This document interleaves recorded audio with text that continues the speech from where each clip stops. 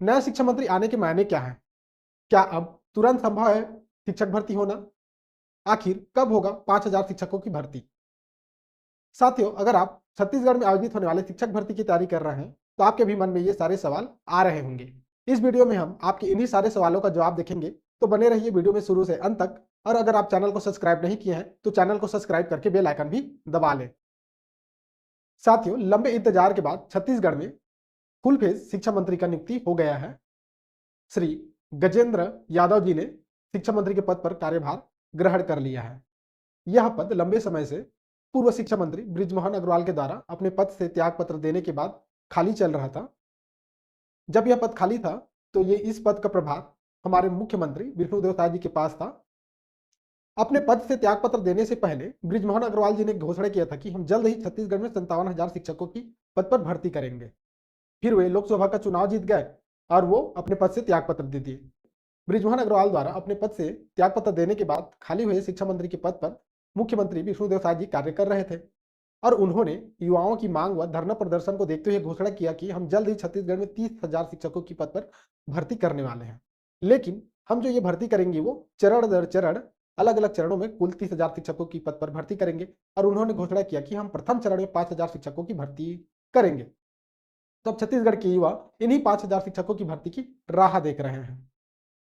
शिक्षा विभाग ने इस भर्ती के लिए प्रस्ताव बनाकर वित्त विभाग के पास भेज दिया है। तो अब नया शिक्षा मंत्री आने के बाद इस भर्ती के क्या मायने हैं या इस भर्ती के संबंध में शिक्षा मंत्री जी के क्या मायने हैं? तो साथियों, जो नए शिक्षा मंत्री आए हैं वो पहली बार मंत्री बने हैं, तो उनको अपने मंत्रालय कार्य का अनुभव नहीं है। साथ ही साथ उनको शिक्षा विभाग का कोई अनुभव नहीं है। हालांकि उनकी मदद करने के लिए सचिव और अन्य ब्यूरोक्रेट्स हैं जो उनकी मदद करेंगे और उनको विभाग के बारे में, कार्य प्रणाली को विभाग के बारे में समझाएंगे। फिर भी उनको अपने काम को समझने में थोड़ा वक्त लग सकता है। वही हम देखते हैं कि शिक्षक भर्ती का प्रस्ताव विभाग से वित्त विभाग के पास पहुंच गया है। वित्त विभाग का प्रभार है वित्त मंत्री ओपी चौधरी के पास।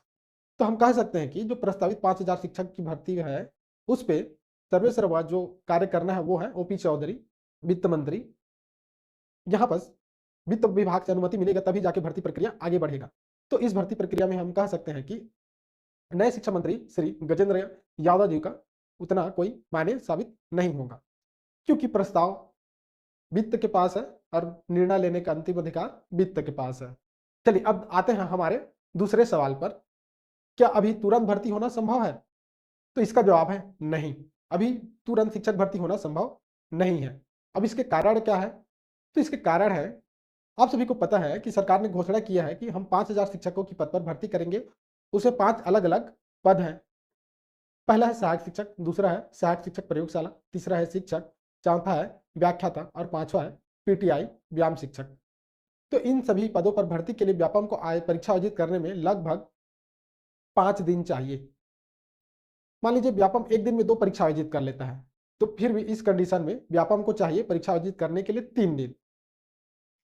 वर्तमान में छत्तीसगढ़ में स्कूल संचालित हो रही हैं, तो संडे के अलावा दूसरे दिन एग्जाम लेना संभव नहीं है। और हम व्यापम के कैलेंडर को देख रहे हैं तो व्यापम जो है, व्यापम के कैलेंडर के अनुसार से व्यापम मार्च तक एग्जाम लेने के लिए व्यस्त है।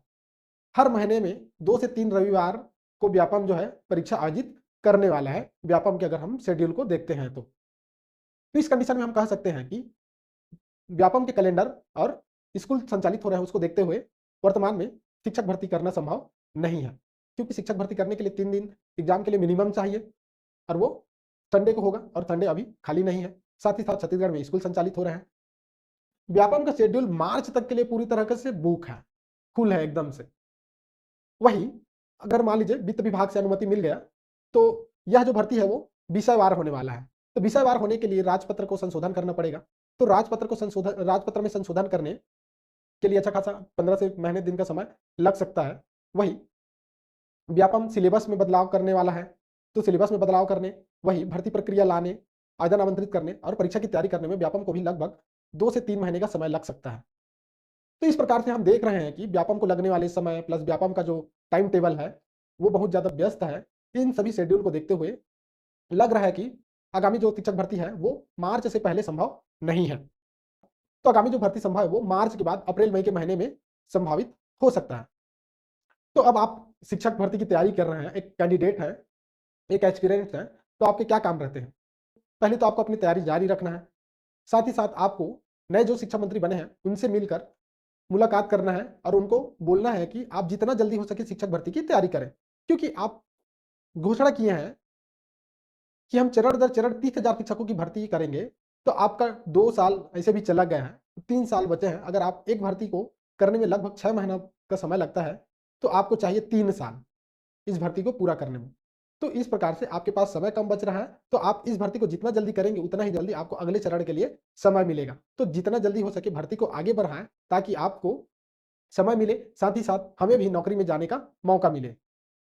तो आप अपने साथियों के साथ जाइए, नए शिक्षा मंत्री जी से मिलिए, उनसे निवेदन कीजिए कि जितना जल्दी हो सके शिक्षक भर्ती के आवेदन आमंत्रित किया जाए, भर्ती प्रक्रिया को आगे बढ़ाए। साथ ही साथ अपने तैयारी को आप एकदम तगड़ा रखिए, कंटिन्यू रखिए, ताकि जब भी वैकेंसी आए, चाहे वो आज आए, कल आए या 2 महीने बाद या 6 महीने बाद आए, आपका सिलेक्शन उसमें फिक्स हो जाए। वही साथियों, गुप्त सूत्रों से पता चला है कि छत्तीसगढ़ में 2023 में आयोजित 12,489 शिक्षकों के पद में से लगभग 2500 से 3000 पद बैकलॉग जा रहे हैं।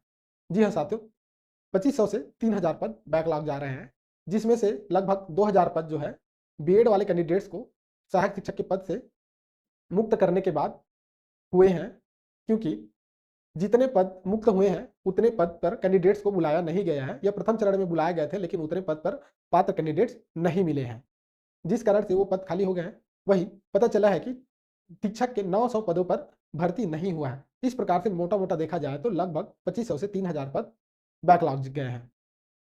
तो आप नए शिक्षा मंत्री जी से निवेदन कर सकते हैं कि ये जो बैकलॉग के पद हैं उनको भी 5000 शिक्षकों की जो भर्ती है आने वाली है उसमें ऐड करके पदों की संख्या को बढ़ाकर भर्ती निकाला जाए, क्योंकि अभी भी संभव है।